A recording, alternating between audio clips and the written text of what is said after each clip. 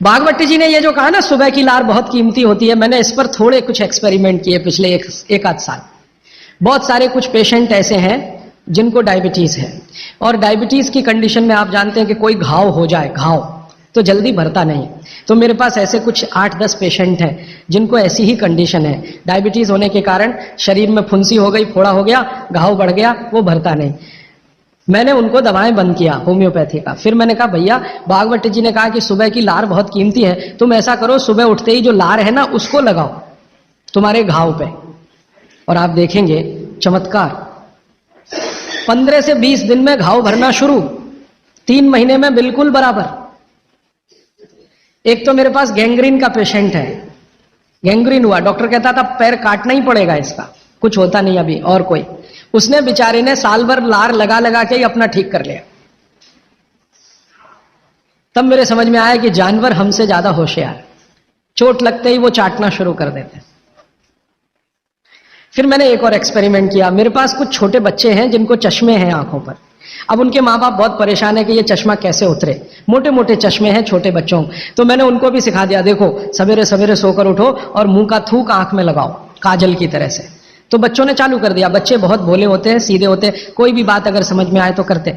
अब आपको हैरानी होगी कि चश्मे उतर गए सिर्फ ये लार लगाने से। आप भी करके देख लीजिए जिनको भी चश्मे। बस अंतर इतना है कि बच्चों को जल्दी उतरे, आपको थोड़ा देर में उतरेंगे लेकिन उतर जाएंगे। उम्र ज्यादा बढ़ेगी तो थोड़ा दिन करना पड़ेगा, कम उम्र में बहुत जल्दी उतर जाए। आंखों की रोशनी बढ़ानी है तो मुंह की लार सुबह सुबह की आंखों में लगाइए काजल की तरह से।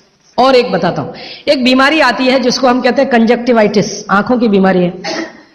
अक्सर उसमें आंखें लाल हो जाती हैं, आंखों में बहुत जलन होती है, जैसे खून उतर आया हो आंखों में, वो कंडीशन हो जाती है।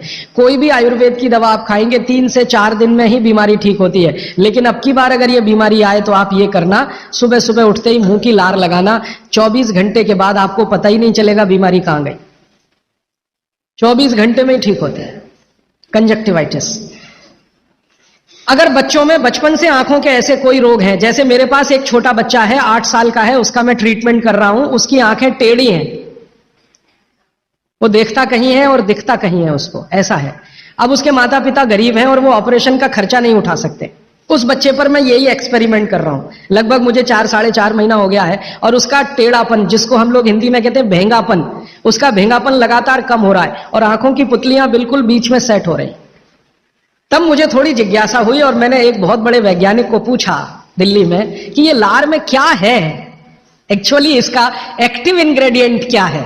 तो उन्होंने कहा भैया जितने एक्टिव इंग्रेडिएंट मिट्टी में है वो सब लार में है। तो मैंने आपको बताया मिट्टी में 18 एक्टिव इंग्रेडिएंट्स हैं, लार में वो सब के सब हैं। इसलिए लार शरीर के लिए बहुत ही कीमती है, बेशकीमती है, इसको कभी नष्ट नहीं करना। इसकी मदद से आप बहुत सारे रोग ठीक करते हैं। और 2-4 बातें बता दूं क्या क्या रोग और ठीक कर सकते हैं। आपके शरीर में कोई दाग हो गया, धब्बा हो गया, जैसे जल गए, जलने का दाग होता है ना, उस पर नियमित रूप से सवेरे की लार की थोड़ी थोड़ी मालिश करते रहिए। 6-8 महीने में धब्बा बिल्कुल साफ हो जाए, जले हुए का धब्बा।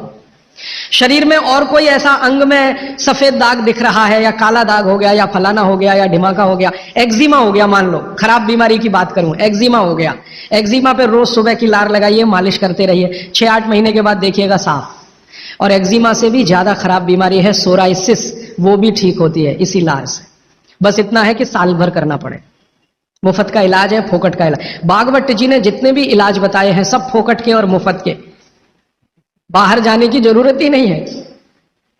तो आप स्किन डिसीज में इसका एक्सपेरिमेंट करिए, आंखों की बीमारियों में इसका एक्सपेरिमेंट करिए, घाव हो जाए कहीं शरीर में उस पर एक्सपेरिमेंट करिए, फोड़े फिंसियों पर इसका एक्सपेरिमेंट करिए। मैंने ये 4 एक्सपेरिमेंट किए, बहुत अच्छे रिजल्ट हैं। आप भी करिए, रिजल्ट आपको भी मिलेंगे। बस इतना ही है कि आप दूसरों को भी बताते जाइए। तो आपने अपना दुख तो कम कर लिया, आप दूसरों का भी कम कराइए ना, तभी मोक्ष जाएंगे।